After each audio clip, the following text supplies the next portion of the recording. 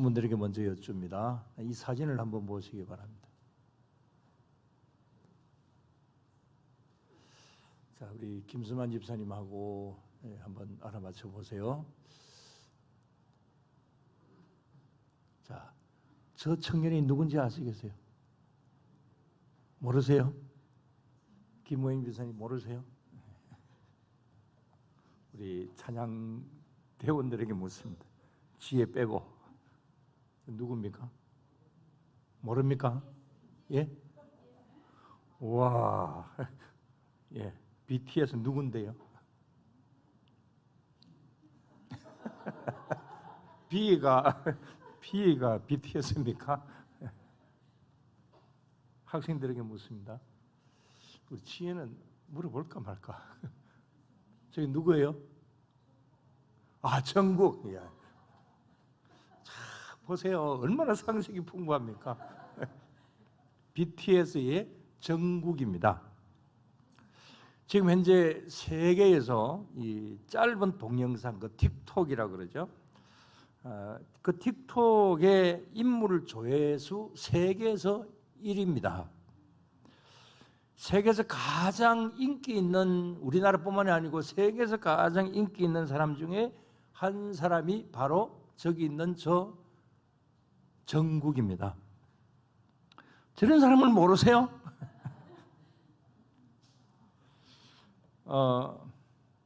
우리 저 정국을 모르면, BTS를 모르면 우리 학생들은 학교에서 완전히 왕따 당한다고 합니다. 난 지혜는 모를 줄로 알았는데. 그 다음에 또 한 사람 얼굴 띄워봅니다. 자, 이제는 우리 학생들에게 묻습니다. 지혜 맞추었으니까. 누구죠? 몰라요. 우리 찬양대원들 누구죠? 아, 상식이 풍부하십니다. 우리 김수만 집사님은 잘 아시죠? 인생은 나그네 길, 어디서 왔다가 어디로 갔느냐. 최희준입니다. 저는 중고등학교 때에 이제 나훈아, 남진, 배호, 차중락 뭐 이런 가수들을 좋아했죠. 그때의 60년, 70년대의 아이돌 스타가 저기 최희준이고, 저희들 시대에는 나훈아, 남진이고, 그 다음에 40대에는 어때요? 40대? 김정식 집사님? 40대 때는 누가, 그때 아이돌이 누굽니까? 예? 아, H.O.T. 제가 적어놨어요. H.O.T. 그 다음에 핑클, 스테지와 아이들, 뭐 빅뱅, G.O.D, 이효리. 소방차는 50대입니까? 제가 어떻게 알겠어요? 인터넷에 다 찾아봤습니다. 자, 이런 우리 연예인들의 이름은 우리가 잘 압니다. 그러나 역사적인 인물들에 대해서는 우리가 잘 몰라요. 관심도 별로 없습니다. 전에 TV 뉴스에 나온 내용인데 뭐 좀 된 것 같습니다. 오늘이 8월 15일 광복절이니까 뭐 역사적인 인물들을 좀 한번 이야기해 봅시다. 저는 뉴스에 나온 것 중에서 학교에서 어떤 선생님이 안중근 의사에 대해서 이야기를 했습니다. 그러니까 학생들이 어느 병원 의사지요? 그랬더니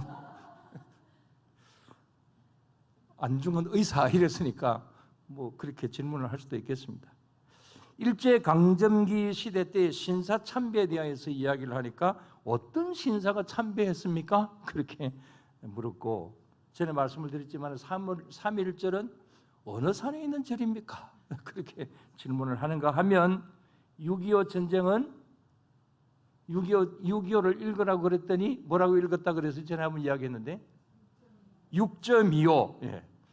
오늘은 뭐라고 그럴까요? 8.15 이렇게 이야기를 하겠죠. 최근 우리 고등학생을 대상으로 해서 한 여론조사에서 6.25가 어떻게 일어났느냐, 북침이냐 남침이냐라고 하는 질문에 70%가 북침이다 이렇게 이야기를 북침이라 말을 하는 사람은 30%, 70%고 남침이다 그렇게 말을 한 경우가 30%였다고 합니다.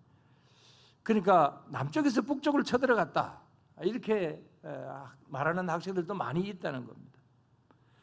자, 이건 참 심각한 문제라고 생각을 합니다. 얼마 전에 충청북도에서 간첩이 잡혔습니다. 근데 제가 보는 어떤 신문에는 그 간첩 잡혔다라고 하는 그 기사가 그 다음날 기사가 하나도 나오지 않았습니다. 제가 일부러 찾아봤습니다.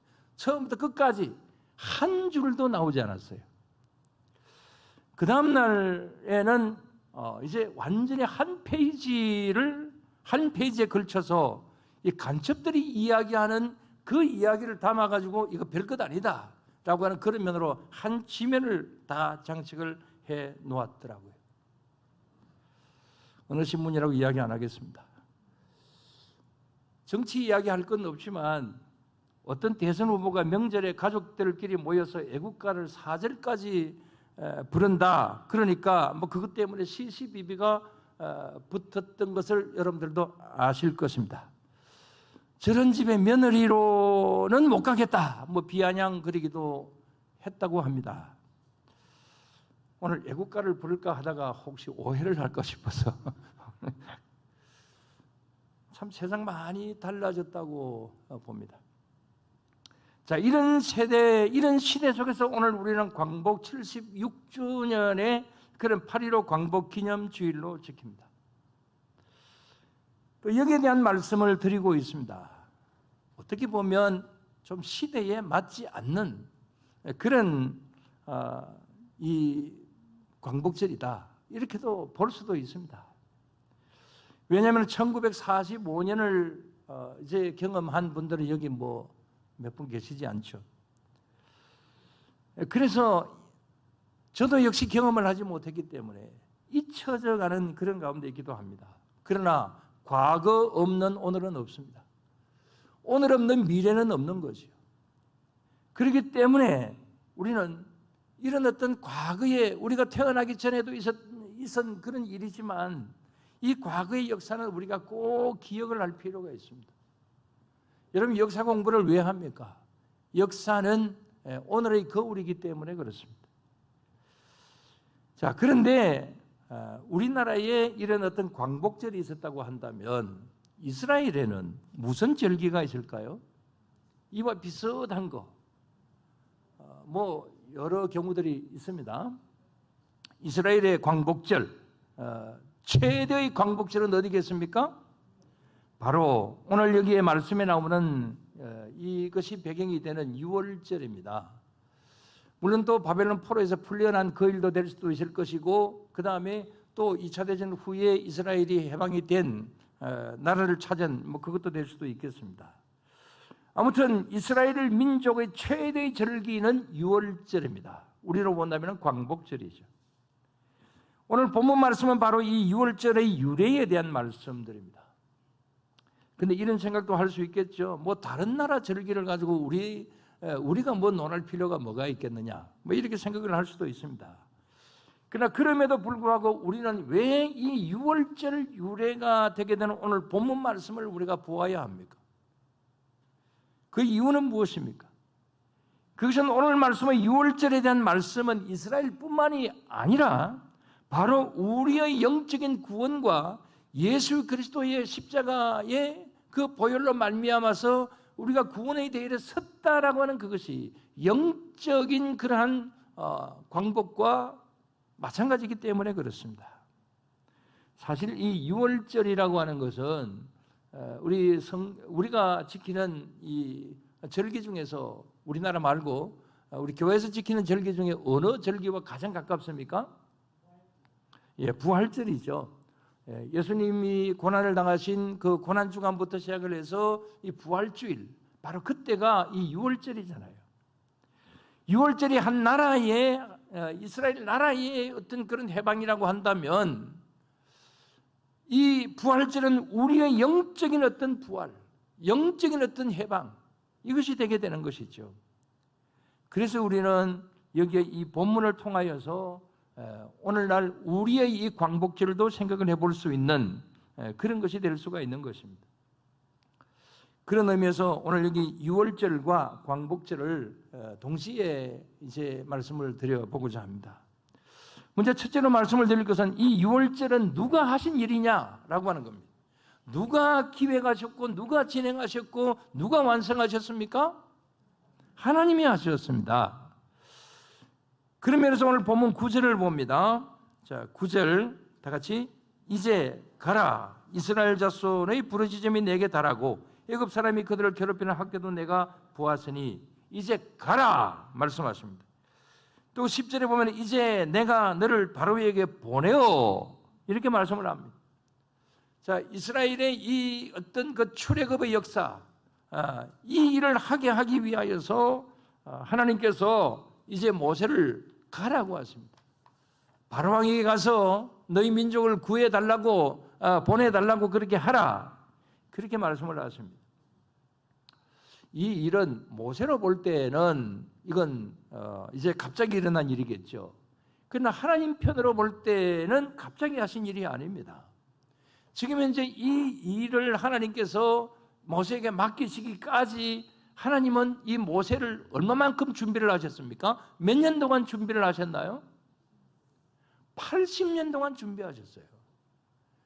애굽에서 궁중생활 40년, 그 다음에 광야생활 40년, 80년 동안 준비를 시키신 다음에 이제는 때가 되었다. 그래서 이제 모세를 직접 부르시고 이제 너는 가라. 너희 백성을 애굽 땅에서 구해내라. 이렇게 이제 말씀을 하신 것이죠. 그리고는 하나님께서 이 모세를 통하여서 바로왕과 애굽인들에게 몇 가지 재앙? 10가지 재앙을 내리십니다. 그래서 결국 해방의 날인 6월절에 감격을 주신 것이죠. 자, 그렇다면 76년 전에 우리나라의 해방의 그날은 어떻습니까? 이 본문과 이 상황은 다르지만 우리의 이 광복의 날 76년 전에 그날 하나님이 도우셨다. 하나님이 우리의 기도를 들으셨다. 여러분 이 사실을 인정하십니까? 무슨 근거로 그렇게 아멘 하십니까? 자, 근거를 말씀을 드립니다. 76년 전에 해방을 하나님이 도우셨다. 믿지 않는 사람들은 뭐 예수쟁이들은 뭐 그렇게 이야기하는 거다. 이렇게 비아냥거리겠지만 그러나 그건 사실입니다. 분명히 광복의 역사는 하나님의 도우심이 있었고 또 이렇게 되기 위하여서 우리 많은 우리 믿는 형제 자매들이 기도했고 또 수고하고 노력을 했습니다. 자, 한번 그것을 생각을 해봅니다. 예를 들면 1905년에 을사보호조약이 체결되게 됩니다. 이때에 당시에 얼마 되지 않는 교회와 지도자들이 열심으로 기도했습니다. 금식 기도하면서 철야 기도하면서 하나님 앞에 하나님 도대체 왜 이런 일이 일어납니까? 하면서 하나님 앞에 열심히 기도했습니다. 또 상동교회 서울 상동교회 청년회 회장이었던 이준 열사. 자, 지금 사진을 한번 보여주세요. 자, 저기 세 사람이 나옵니다. 자, 교과서에도 저 사진은 나오죠. 자, 상동교회 청년회 회장이었던 이준 열사와 또 청년회 회원이었던 그런 이상설, 이위정 저 세 사람입니다. 자, 이 세 사람이 이제 을사보호조약이 1905년이었는데 1907년에 헤이그의 고종의 밀사로 파송이 되게 됩니다. 그래서 이 1905년에 을사보호조약이 이루어진 이것은 부당한 것이다 라고 하는 사실을 국제회의가 열리는 스위스의 헤이그에 이제 간 것이죠. 그러나 본회의는 참석을 하지 못하고 그러나 그것을 외치기 위하여서 이준 열사가 그걸 외치고 그 자리에서 순국을 하게 됩니다. 실패로 끝난 것 같습니다. 그러나 실패가 아닙니다. 1910년에 한일 넉약이 있게 됩니다. 완전히 나라가 이제 주권을 빼앗기게 됩니다. 그때 가장 반발했던 단체가 대부분의 교인들로 구성이 된 신민회였습니다. 그래서 일제에는 이 신민에 예수 믿는 사람들이 모여서 그들이 볼 때는 작당이죠. 그렇게 하는 저 신민에 없애버려야 되겠다. 이렇게 생각을 하고는 1911년에 이 105인 사건을 만들게 됩니다. 이것도 우리 국사 시간에 나오죠. 이 105인 사건이 뭐냐 하면은 당시에 이 데라우치 총독 암살 미수 사건이 생겨지게 되는데, 이 사건의 배후를 일본에서 이 기독교인들로 주로 구성이 된 이 신민회가 이렇게 만들었다. 이렇게 이 일을 이렇게 저질렀다. 그렇게 생각을 하고는 이 신민회 회원들을 검거를 하게 됩니다. 이때 붙잡혀간 사람들이 거의 모두 다 우리 기독교인들인데, 그 중에는 안창호, 윤치호, 이동영, 양기탁, 이성훈, 김구 선생, 자, 이런 분들이 붙잡히게 됩니다. 근데 이분들이 누굽니까? 자, 앞면에 있는 이름들이 많이 있죠.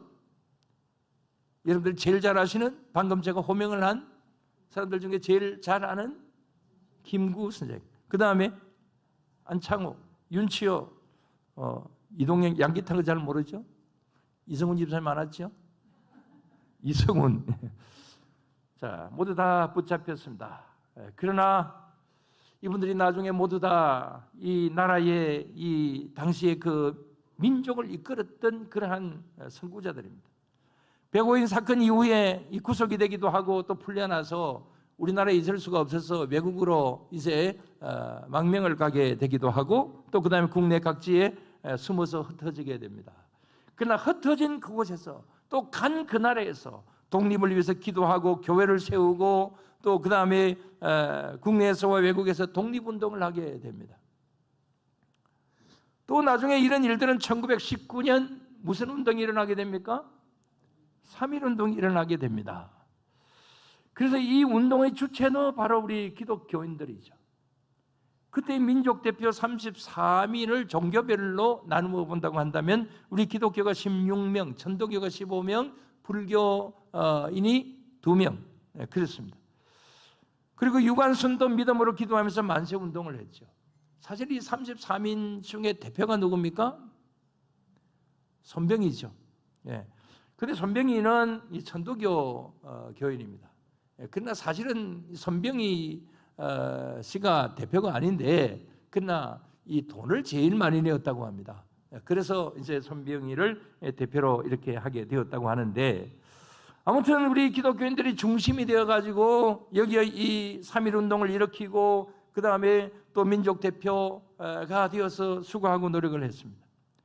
그 이후 1945년 광복까지 또 상해 임시정부를 중심으로 해서 독립을 했던 이성만, 그 다음에 김구, 안창호, 김규식 모두 다 우리 기독교 교인들입니다. 1948년 5월 31일에 광복 이후에 맨 처음 이제 재헌국회를 만들게 되고, 이제 그것을 7월 17일 날 이제 재헌절이 되게 되죠. 자, 그때에 이승만 대통령이 사회를 하면서 이 국회를 처음으로 이제 만들 때에 하나님 앞에 기도하면서 시작하자. 그렇게 이제 제안을 하고, 이제 이 우리나라의 맨 처음 국회가 열리는 날 하나님 앞에 기도하면서 시작을 했습니다. 자, 그때 이 동영상을 한번 봅시다. 한 4분 정도 되는데 한번 봅시다.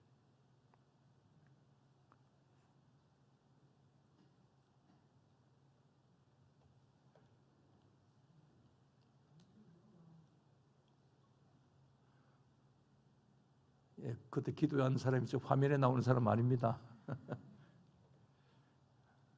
안 나와요? 자, 봅시다. 자, 저기 재헌 국회 하던 때 보세요. 이 불은 꺼주세요.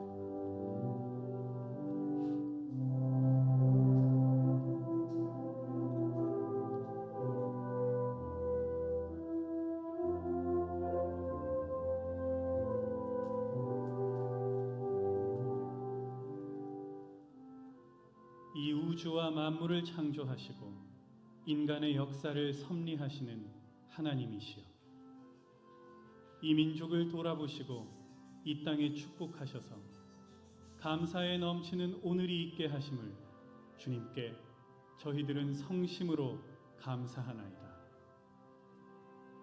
오랜 시일 동안 이 민족의 고통과 호소를 들으시사 정의의 칼을 빼서 일제의 폭력을 굽히시사 하나님은 이제 세계 만방의 양심을 움직이시고 또한 우리 민족의 염원을 들으심으로 이 기쁜 역사적 환희의 날을 이 시간에 우리에게 오게 하심은 하나님의 섭리가 세계 만방에 현시하신 것으로 믿나이다.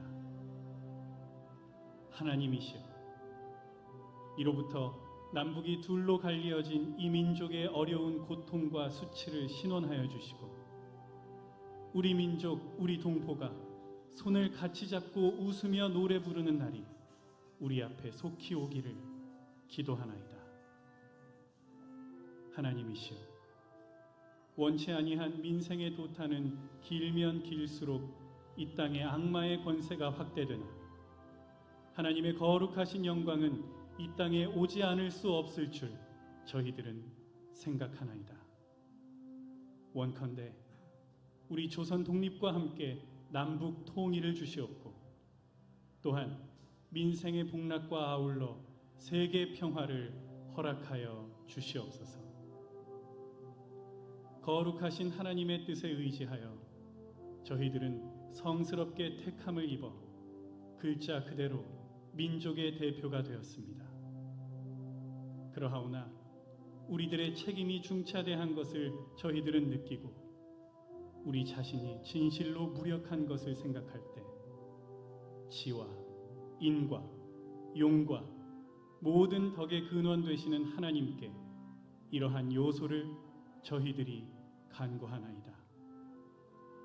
이제 이로부터 국회가 성립되어서 우리 민족의 염원이 되는 모든 세계 만방이 주시하고 기다리는 우리의 모든 문제가 원만히 해결되며 또한 이로부터 우리의 완전 자주 독립이 이 땅에 오며 자손 만대에 빛나고 푸르른 역사를 저희들이 정하는 이 사업을 완수하게 하여 주시옵소서. 하나님이 이 회의를 사회하시는 의장으로부터 모든 우리 의원 일동에게 건강을 주시옵고 또한 여기서 양심의 정의와 위신을 가지고 이 업무를 완수하게 도와주시옵기를 기도하나이다. 역사의 첫 걸음을 걷는 오늘의 우리의 환희와 우리의 감격에 넘치는 이 민족적 기쁨을 다 하나님에게 영광과 감사를 올리나이다. 이 모든 말씀을 주 예수 그리스도 이름 받들어 기도하나이다. 아멘.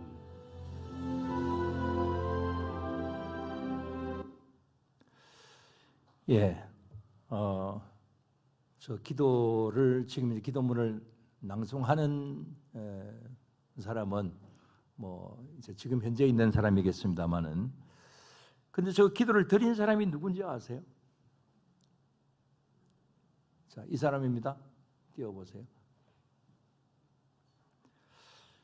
우리나라 최초의 그 국회가 열렸을 때에, 그때에 이제 저 기도를 하고 조금 전에 말씀을 드린 대로 이제 국회가 시작이 되게 되었는데, 저때 기도를 드린 사람이 바로 저분입니다. 저분이 누군지 아십니까? 누가 기도를 했나요? 저분인데, 예, 목사님이면서 국회의원이었던 이윤영 목사님입니다. 이 목사님은 마산 문창교회 수도시무를 했고 우리 경남노회 노회장을 지내시기도 했습니다. 아무튼 우리나라 국회의 시작은 이렇게 하나님께 기도하면서 시작을 했습니다. 이런 말씀을 드리는 이유는 이 우리나라의 광복은 이렇게 당시 믿음의 그 일꾼들로부터 하나님 앞에 정말 열심으로 기도하면서 이 나라가 이렇게 되어서는 안 된다, 그런 면에서 간절히 철야기도 하고 금식기도 하고 그러는 가운데서 이 독립을 위하여서, 이 광복을 위하여서 수고하고 노력을 했다. 또 하나님께서 그 기도를 들으시고 그 노력을 보시고 광복의 기쁨을 주셨다. 여러분 이 사실을 분명히 믿으시기를 바랍니다. 그래서 광복절은, 그래서 삼일절은 하나님이 하신 것이다. 이렇게 말씀을 드릴 수 있는 겁니다. 근데 이건 오늘 본문 이하에 나오는 유월절과 이 출애굽 과정에 있었던 일과 거의 비슷합니다. 여러분, 유월절 해방의 날이 오게 된 결정적인 계기가 뭡니까? 왜 유월절 이렇게 이스라엘 민족들이 출애굽을 하게 되었죠? 그것은 이스라엘 백성들이 창과 칼을 들고 싸워서 된 일은 아닙니다. 결정적인 계기는 하나님께서 10가지 재앙을 내리셨고 마지막 재앙이 무엇이었습니까? 장자의 죽음이었죠. 이 모든 장자가 다 죽는 그런 가운데서 바로 왕은 결국 두 손을 들고 이스라엘 백성들을 이렇게 내어 보내게 되지요. 그래서 유월절이 되게 됩니다.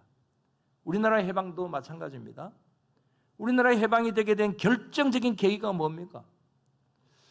우리나라에 독립군들이 있었습니다마는 오늘 홍병도 장군의 유해가 온다고 합니다마는 정말 그 독립군들이 열심으로 싸웠죠. 그러나 독립군들이 무력으로 우리나라를 되찾은 겁니까? 그건 아니잖아요. 이 일은 나가사키와 히로시마에 원자폭탄이 떨어지는 그런 가운데서 일본 천황이 바로왕처럼 완전히 두 손을 들고 어쩔 수 없이 자신들이 정복했던 나라들을 다 해방을 시켜주게 되는 그런 가운데 있게 된 거죠. 이것은 어떤 면으로 보면 원자폭탄을 하나님께서 내리셨다 이렇게 말을 하기는 좀 그렇습니다만은, 그러나 반성하지 않고 계속해서 거부해왔던 그 바로왕의 콧대를 꺾으신 하나님께서 이렇게 또 무자비하게 우리나라나 그 다음에 필리핀이나 다른 여러 나라들을 그렇게 압박하고 어려움을 주었던 이런 일본에게 이런 어떤 이제 저들도 망하는 일들이 있음으로 말미암아서 그래서 결국은 이렇게 그들은 망하고 우리는 독립을 하게 된 것이죠. 모든 것을 종합해서 볼 때에 이 유월절이나 또 우리나라의 이 광복절의 기쁨은 누가 주신 것이다? 하나님이 주신 것이다. 하나님이 하신 일이다. 이스라엘 민족들의 그 울부짖는 기도를 들으시고 하나님께서 이제 2월절에 기쁨을 주셨던 것처럼 우리나라에 이렇게 일제의 압제 가운데서 정말 어려워서 기도하던 또 그 다음에 목숨을 바치던 많은 순교자들이 그 피 위에 하나님께서 이렇게 광복의 기쁨을 주셨다. 이 사실을 우리는 믿어야 될 줄로 믿습니다. 자, 그러면 이렇게 해서 해방된 이 일에 대해서 우리는 어떻게 해야 됩니까? 하나님께서 이 일에 대해서 출애굽기 12장 14절에서 이렇게 말씀을 하십니다. 너희는 이 날을 기념하여 여호와의 절기를 삼아 영원한 규례로 대대로 지킬지니라.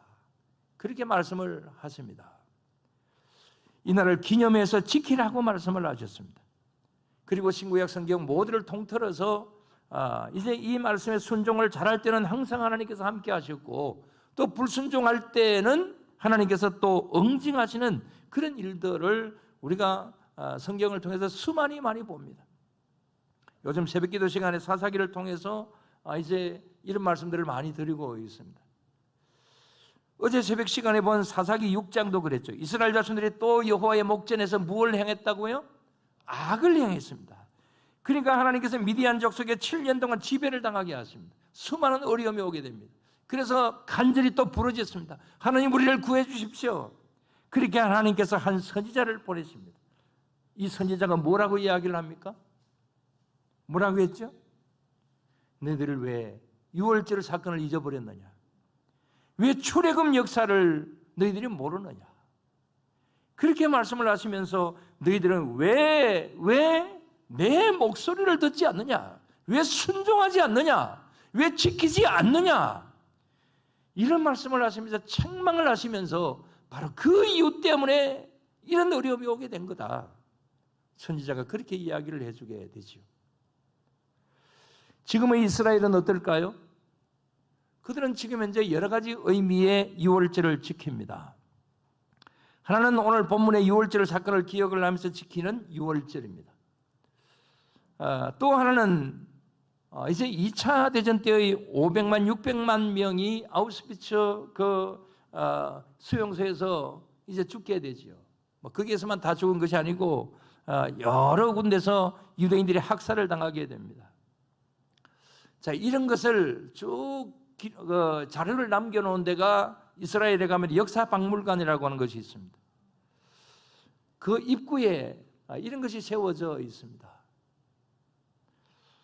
한번 가보신 분도 계시겠습니다만은, 자, 그 입구에 어떤 편말이 세워져 있는데 한번 올려주세요. 그 편말에 이스라엘 말로 써져 있어가지고 잘 모르기도 하지만, 자, 저기에 이 편말이 저기 이제 비가 써져 있는데 저기 뭐라고 쓰여져 있느냐 하면은 잊어서는 안 된다라고 하는 말이 저 편말에 쓰여져 있습니다.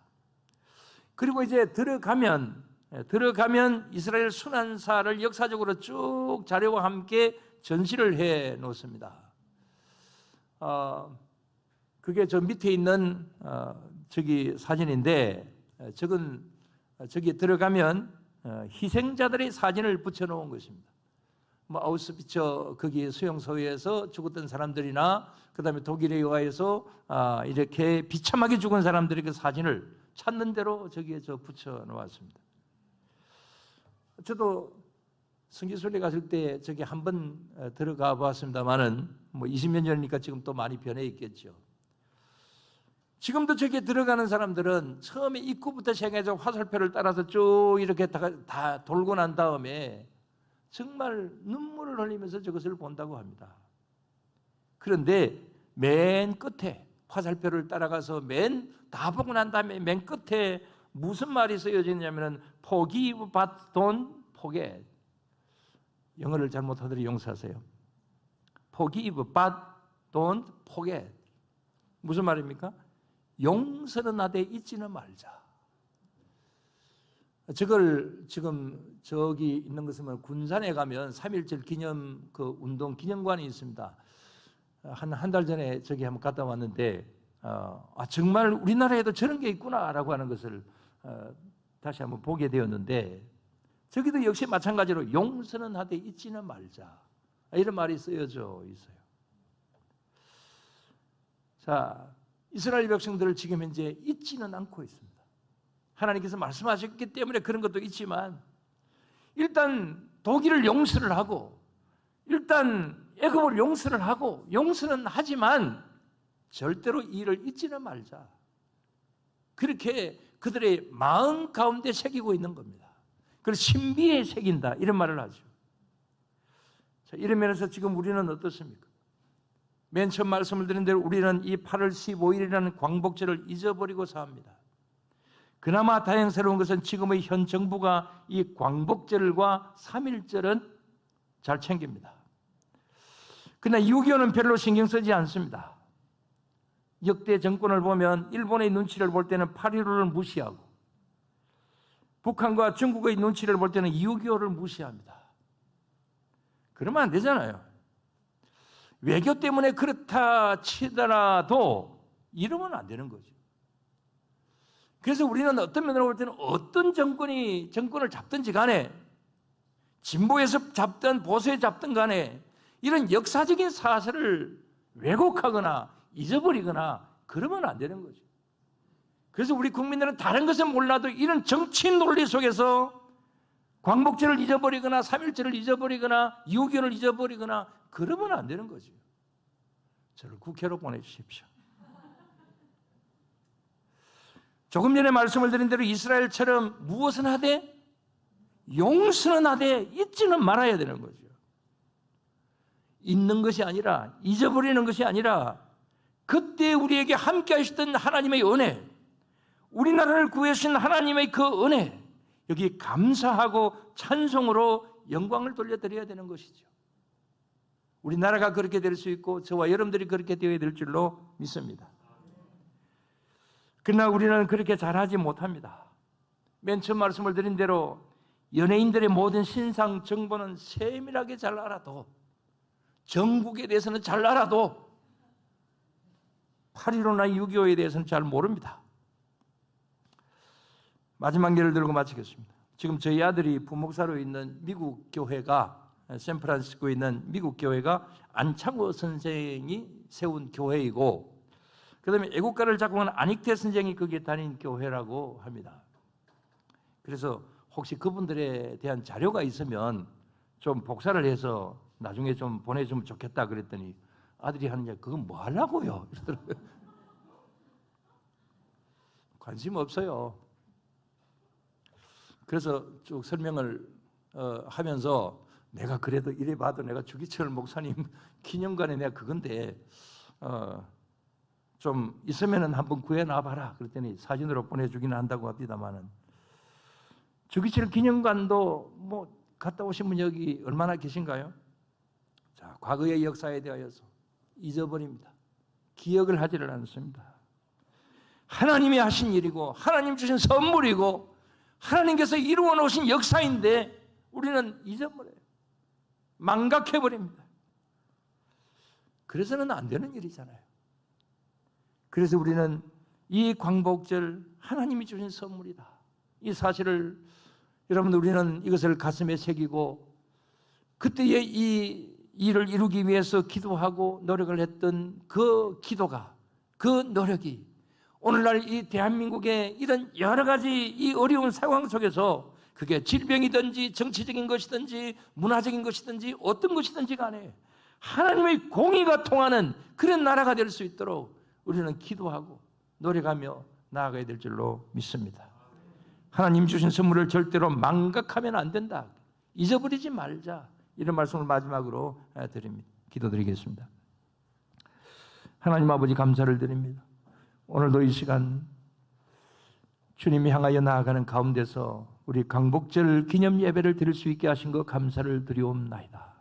하나님, 우리는 오늘 이 예배를 드리고 잠시 그때 있었던 일들을 기억하지만 또 잠시 후면 저희들이 잊어버리고 맙니다.